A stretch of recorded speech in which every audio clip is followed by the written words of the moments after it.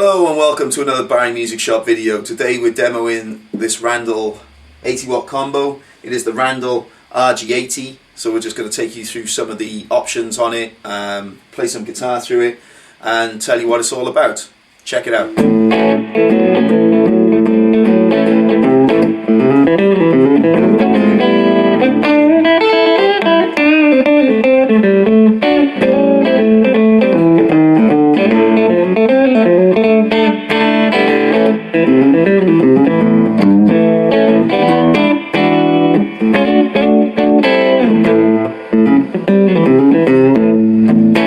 This is a two-channel amp. You've got a clean channel and a dirty channel. I'm going to run you through both, but first we're going to start with a clean channel. You've got two controls on the clean channel. One is your gain and one is your master. It's real simple because, let's face it, there's not a lot you can do with a clean channel. You do have a bright option. Take you through that now, see if you can hear the difference. I've set the gain quite low and the master just central there. So I'm using an Ltd Viper Guitar. The reason that I've chosen this one is because it gives you the humbucker sound, and it's also got a coil tap so we can split so you can see what single coils, or hear what single coils sound like through this amp. So this is just on the clean channel.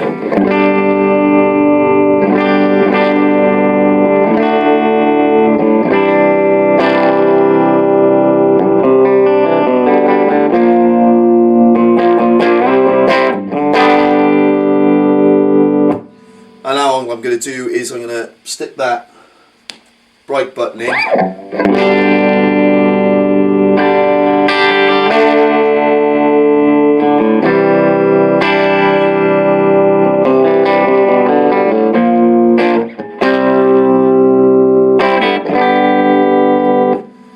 Does it give you a massive tonal difference?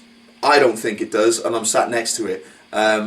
There's two ways of thinking on this. You can have options on amplifiers that will give you too much tonal shift. So in my personal point of view on this, I might be wrong. Leave comment in the comment field below if you disagree. But if you've got, oops, someone's popular.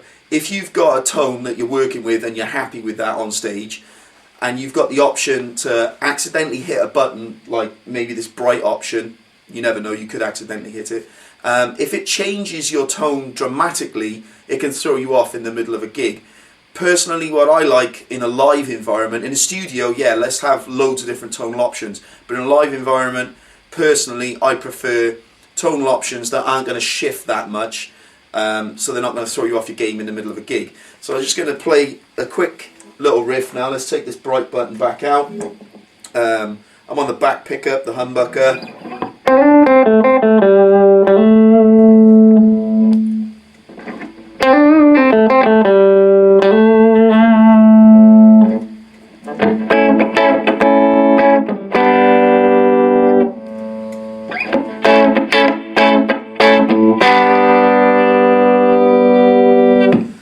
The first one was with the bright button off, the second one was with the bright button on. I don't know if you can hear it through whatever speakers you're using, but here it does make it brighter. It just gives it slightly more attack. I've tried to really play with the same amount of level of attack on my pick as possible to give a truer sound of the amp. We'll do the same now with the single coil. Bright off. Someone's popular again.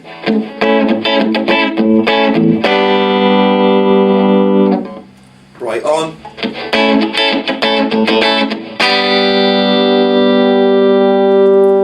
And the amp actually, it gives more tonal option with the single coil pickup. So bear that in mind if you're buying this amp.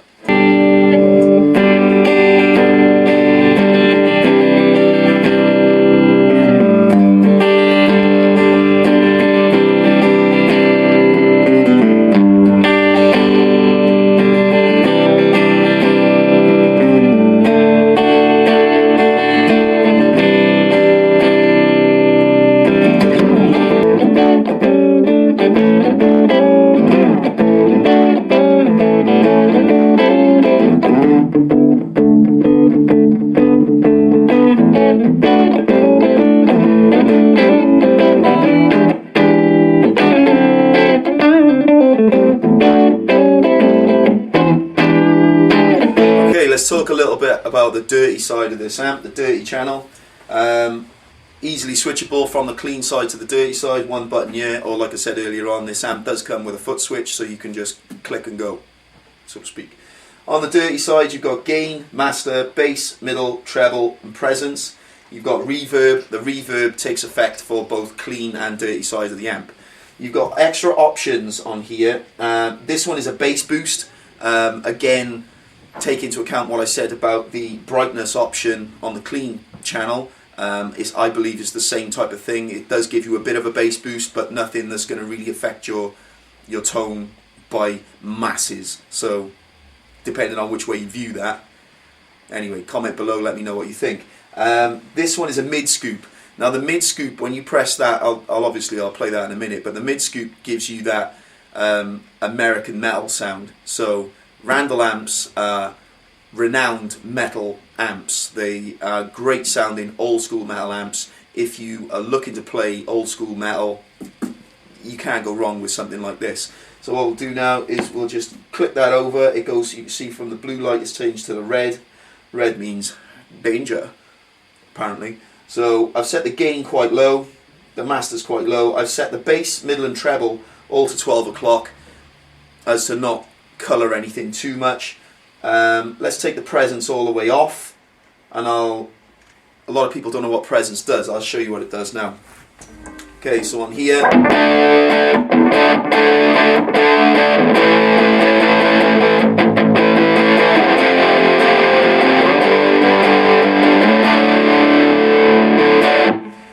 again, very little gain on there. I'm going to put the presence all the way up now and play the same thing.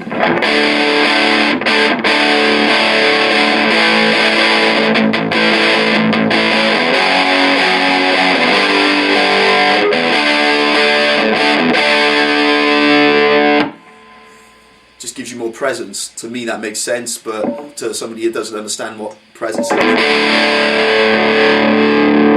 If you want to muddy your sound, just roll it off. If you want to be more prominent in the mix, then turn your presence up.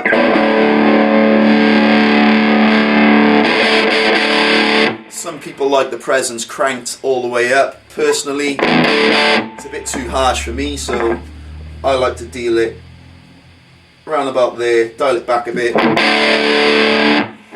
It's all about personal preference, personal taste. For me personally, I like to get a little bit of mud and dirt in there, but enough clarity to cut through in a mix, in a band situation. So again, play with it and see what you like.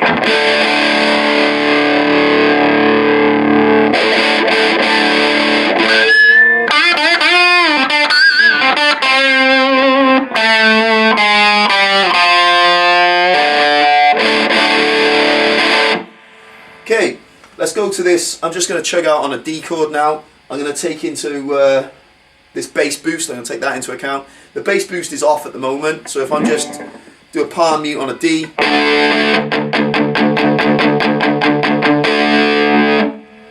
bass boost on,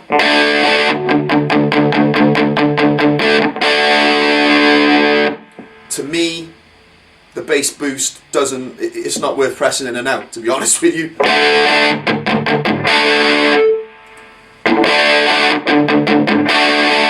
It does give you a bass boost, but it's so minimal, it's barely noticeable. To me, it's more low-end, mid-frequency.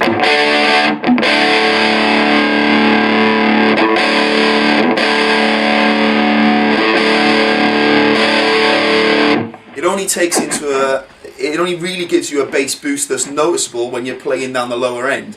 If I take this out and I play up here,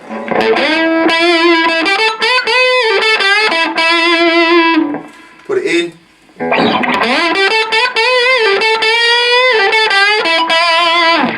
not really noticeable. Take it out and play this, put it in, because I'm playing the lower register of the notes, you can actually hear the difference there. Again, depending on which way you look at this, that's either a complete waste of time because it doesn't give you enough, or a good thing because if you're going to use it in a live environment, you don't want massive tonal shifts that's going to make massive differences to your tone that may throw you in the live environment. So again, let us know what you think about it. Shifting to the mid scoop. I'm going to take the bass boost out now, so again we're just playing with the standard dirty side.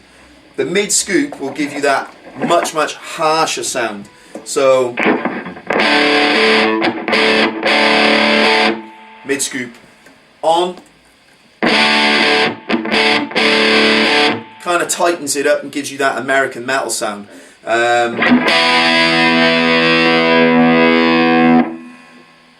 I was just about to say, with the mid scoop out, it gives you more mids, obviously.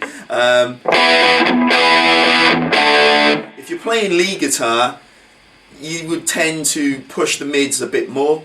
If you're playing just to cut through in a mix in a band situation. If you're playing with the mid scoop out, personally again, I would use that for more of a rhythm sound, to keep the rhythm a bit thinner so that the lead guitar can come up over the top. Again, all of this is personal preference, and there may be some of you out there that are going, do you know what, you haven't got a clue what you're on about, and that's fine. Leave a comment and I'll try it your way and see if I like it. If I do, I'll send you a little letter saying thank you very much. If I don't, you probably won't hear from me. No mid scoop.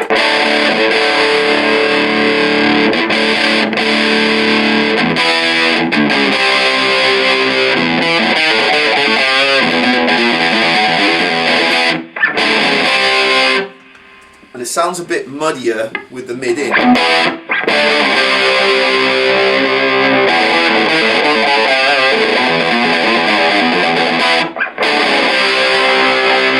Just kind of tightens it up from a rhythm guitar perspective, really.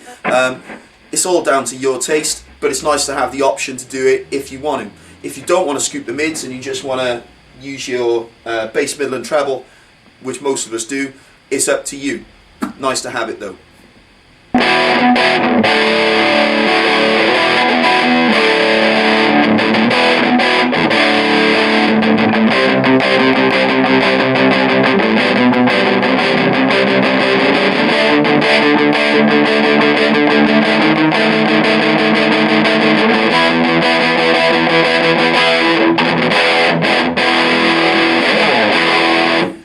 The last dial we've got on the amp is the reverb. Reverb, if you don't know what it is, shame on you. It's just an ambient effect which some people use in place of delays because they don't know what a delay is in comparison to a reverb. It just makes you sound like you're in a big hall. It can make your little sound seem bigger. That's all it does. Would you use it on, if you were playing a heavy metal guitar, would you use it on your rhythm guitar? Probably not. It smooths off. If you're playing lead guitar, it kind of smooths off the edges. So if your picking technique isn't as sharp as it possibly should be, then people use a lot of reverb and a lot of delay on lead breaks just to cover their bad playing, really. So again, a nice option to have. If you don't use it in rhythm, you get reverb all the way off. You get that. Boom, and it stops.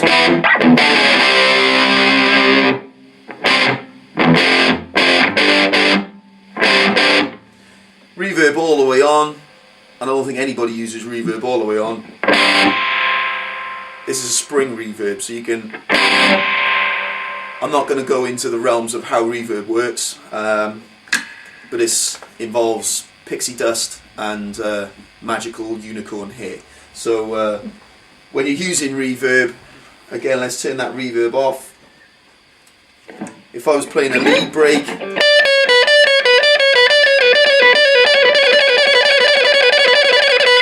it just stops quickly.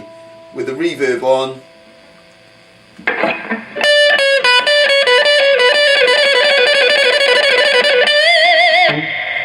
just gives you that. It tapers it off for you, so smooths out your... it's better if you're playing legato. If you're playing staccato and you're picking every note, again, I would rather have the reverb off, so get that. You can hear that, the attack of the pick. If you're going to play more legato style, perhaps you want to... And I'm using the extremes here, it's either all off or all on. If you're playing legato...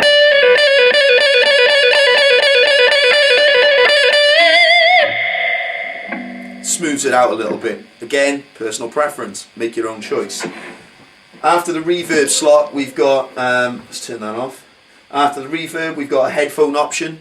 So if this is going to be your first amp or one of your first amps, the headphone option is absolutely priceless for the other people that have to live in the house with you. They don't want to listen to you heavy metaling it up 24/7, 3 in the morning. You plug a set of headphones in there, you get all the sounds from the amp in your ears, and nobody else has to suffer it. You've got an auxiliary input on this as well. Auxiliary inputs are great because they offer you the option to play backing tracks or guitar lessons or whatever's in your playlist through the speaker. The negative side with having auxiliary inputs in a guitar amp like this is you're listening to music through a guitar speaker. You're not listening to it through hi-fi speakers. So in fact, let's find an auxiliary lead and I'll plug it in now and I'll show you exactly what I mean. Okay, let's talk about the auxiliary input. All I've done is I've got a 3.5mm jack to jack, stuck that in the auxiliary input there, connected it to an iPad which is sitting on the top. If you're listening to music through these are not hi-fi quality speakers, these are guitar amplifier speakers and they're not the same, okay? So you will not get the same level of sound playing your backing tracks, or if you're listening to just your playlist on your phone or your MP3 player or your iPad, whatever, you're not going to get the same stereo quality sound out of this thing.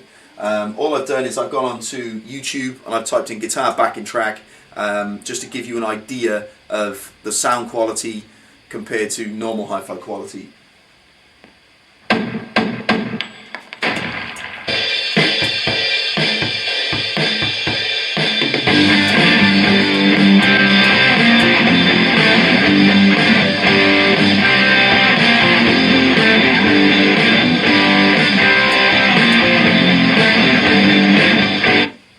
The sound quality of the backing track isn't great.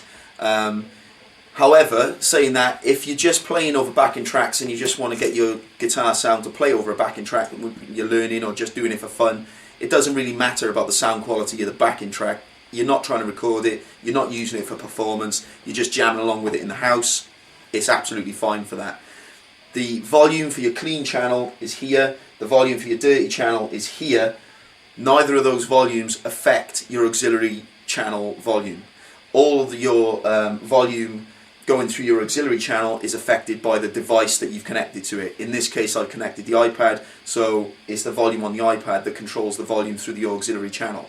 So what I'm going to do now is I'm going to press play on here, get a volume on my backing track through the auxiliary channel. I'm going to match the volume then for the guitar, so I can just noodle doodle some notes over there to you can see how long it takes me to do it then. Here we go.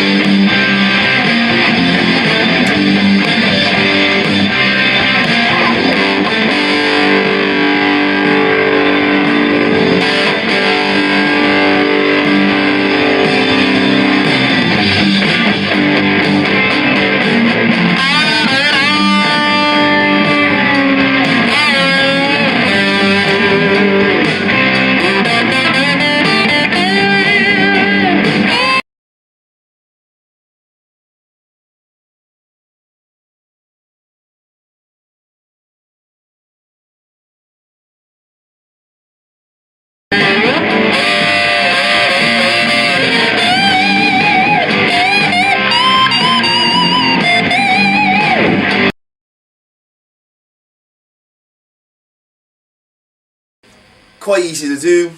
One volume for your guitar, one volume for your backing track.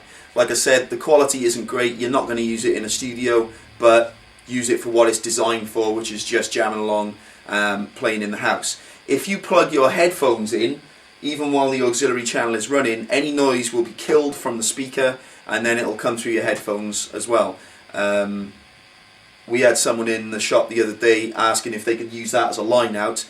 The answer is yes, you can use it as a line out, but it kills whatever's coming out the speaker then, so it's not the best way to do it. Okay, what I've done here, I've just gone onto the Randall website, pulled up their page so I can just quickly read out the specs of this amp.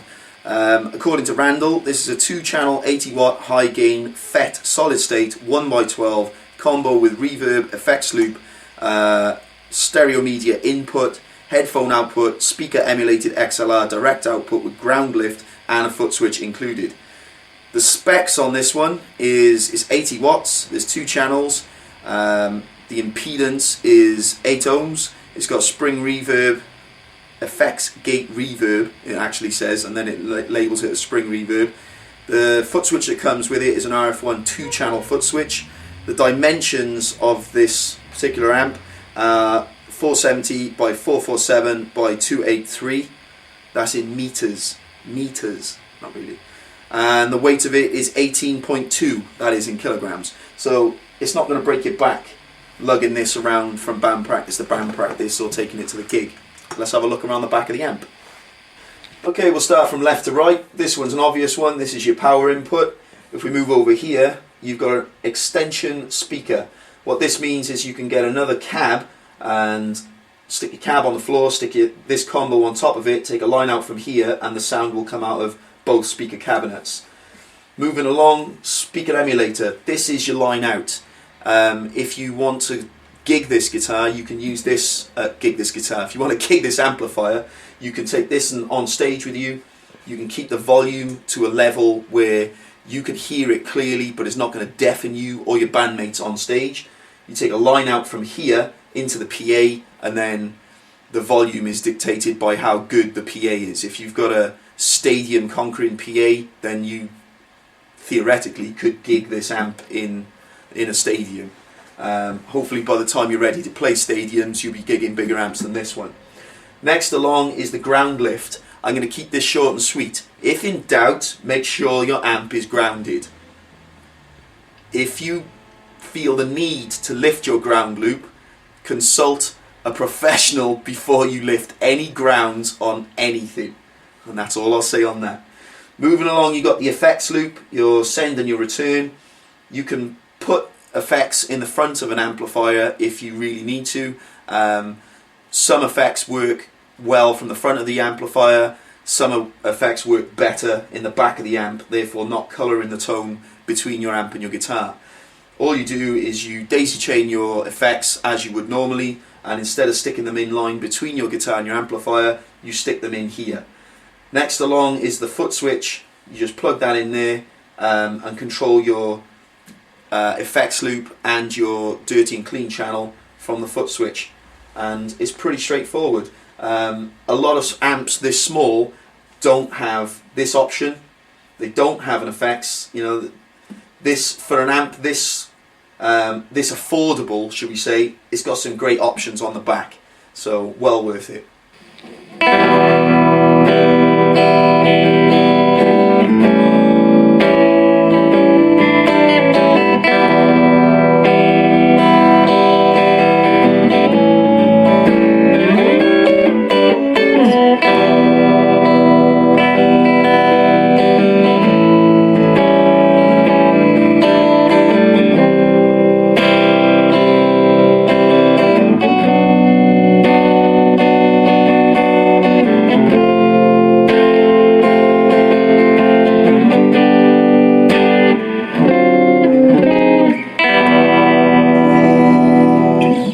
Now we come to the brass tacks of how much money you actually have to lay out to get an amp like this. Recommended retail price on this amp is £380.